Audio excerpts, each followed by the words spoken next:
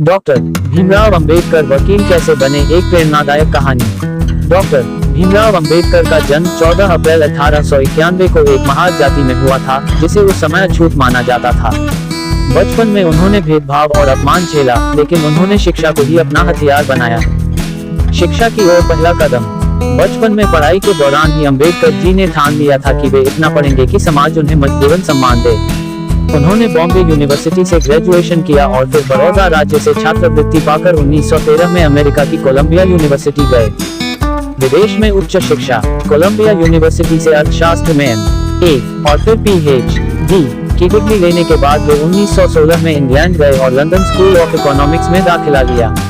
साथ ही उन्होंने ग्रेड इन से लॉ की पढ़ाई भी शुरू की। वकील बनने का सपना पूरा।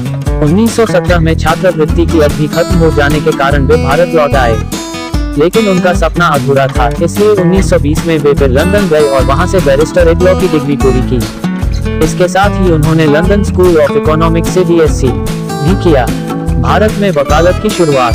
वापस लौटकर अंबेडकर जी ने मुंबई में वकालत शुरू की, लेकिन उनका उद्देश्य केवल पैसे कमाना नहीं था, बल्कि उन्होंने दलितों, मजदूरों और पीड़ित वर्ग के लिए न्याय की लड़ाई लड़ी।